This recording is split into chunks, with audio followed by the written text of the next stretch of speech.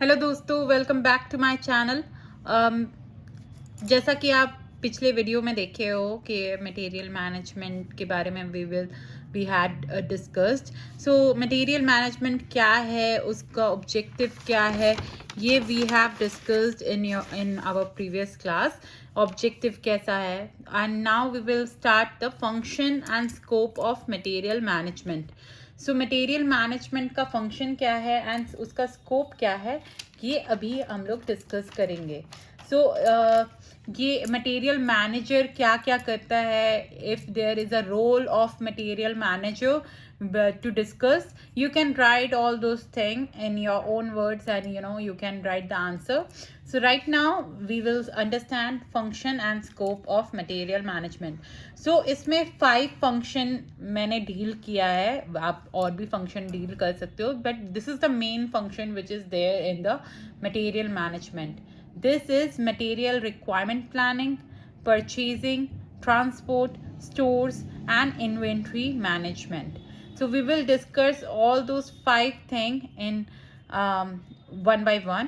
So सबसे पहले आता है material requirement planning. तो material requirement planning क्या है? तो जितना भी मटेरियल है, रॉ मटेरियल है और अदर मटेरियल है, उसका कितना रिक्वायरमेंट है वो हम लोग अकॉर्डिंगली प्लान करते हैं. मतलब which type of material is required, which type of material is required,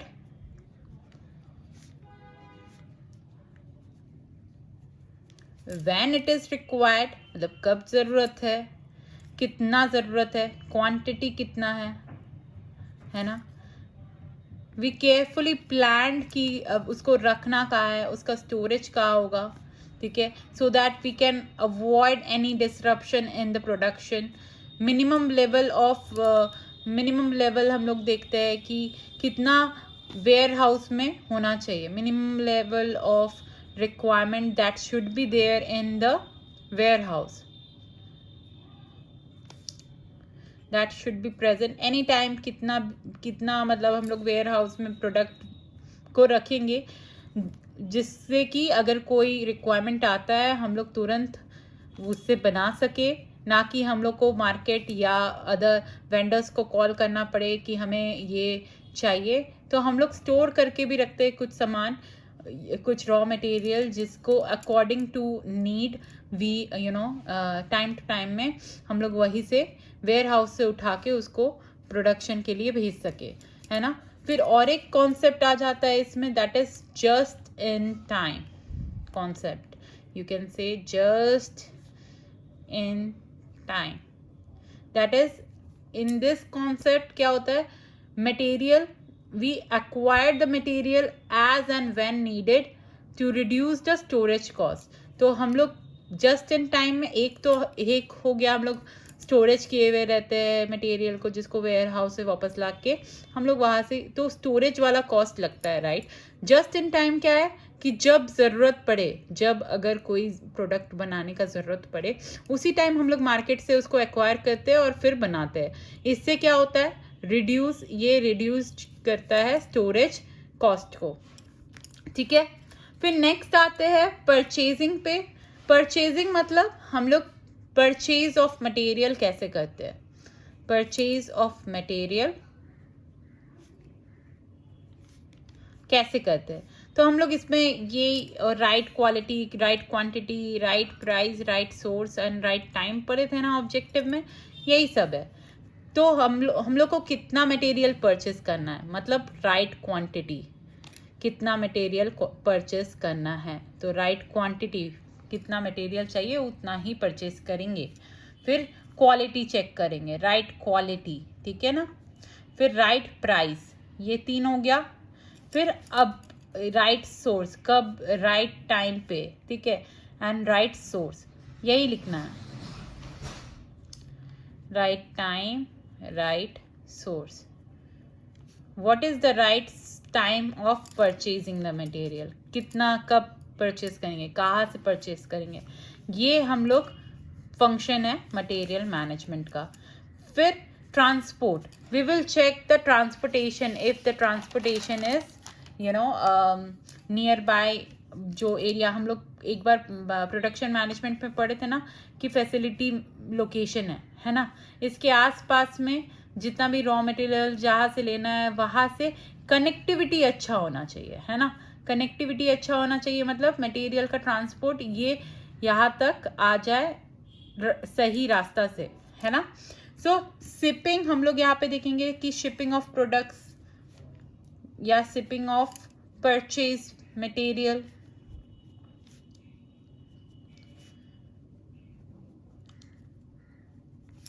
from the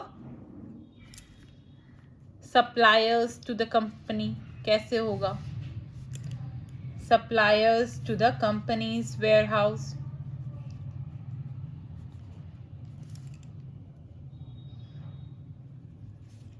sorry warehouse और फैसिलिटी लोकेशन लिख सकते हो, where it is required to be used. फिर हम लोग यहाँ पे ट्रांसपोर्ट में और एक चीज देखेंगे कि handling of material. Handling of material मतलब हम लोग को कैसे केयरफुली जो मटेरियल है वो हम लोग को ट्रांसपोर्ट करना है, या तो रॉ मटेरियल लाते समय या तो जब प्रोडक्ट हम लोग मार्केट को सेल करते हैं तब, ताकि डैमेज ना हो, टू रिड्यूस डैमेज और लॉस ऑफ आइटम, कि कहीं भुला ना जाए, लॉस ऑफ आइटम हिसाब में भुला नहीं जाए। हम लोग 100 का ऑर्डर दिए, पता चला 80 ऑर्डर वापस आया, क्यों? तो पता नहीं चला, लॉस ऑफ आइटम कहीं पे गलती से ट्रांसपोर्ट में कहीं और रखा गया। So we need to check on this, and who will check this thing? Material manager, है ना, या inventory manager, they will check of this thing. Then we have a store, हम लोग स्टोरेज देखेंगे, स्टोरेज, स्टोर तो storage लिख सकते हैं। तो स्टोर का हम लोग क्या है कि हम लोग स्टोर का डिजाइनिंग देखेंगे कि किस कहाँ पे क्या रखना है, एक हिसाब से। एक होता है ना, जैसे मैंने एग्जांपल दिया था मेडिसिन का, कि एक मेडिसिन है उसको एक स्टोरेज का प्रॉपर प्लेस, जैसे ए से स्टार्ट अल्फाबेटिकल मेडिसिन, ए वाला यहाँ पे स्टोर होगा, बी से यहाँ पे स्टोर होगा, सी से यहाँ पे स्टोर होगा। तो इससे क्या होता है कि हमें करेक्ट टाइम पे करेक्ट जगह से हमें वो मटेरियल मिल जाए, है ना। तो स्टोर डिज़ाइन हम लोग को इफेक्टिवली यूज़ करना है ताकि स्पेस भी कम लगे और स्टोर भी हो जाए मटेरियल। फिर we will carefully handle the material while loading and unloading. Storage करने के समय यहाँ से निकालना है तो केयरफुली निकालना है। आप देखते हो ना अलमारी में कभी कभी आप कपड़ों को रखते हो तो आप सजा के रखते हो। अगर मान लीजिए कुछ निकालना है तो you have to take it very cleanly over there, otherwise पूरा स्टैक ऑफ क्लोथ्स जो है वो आपका अलमारी में इधर उधर हो जाता है। तो ये carefully we will check on that. फिर maintain the record over there, we will maintain a record for the stored item, you know, ताकि हम विद देयर शेल्फ लाइफ की कितना दिन तक रहे। फिर ये चीज हम लोग स्टोरेज में देखते हैं। फिर है इन्वेंट्री मैनेजमेंट।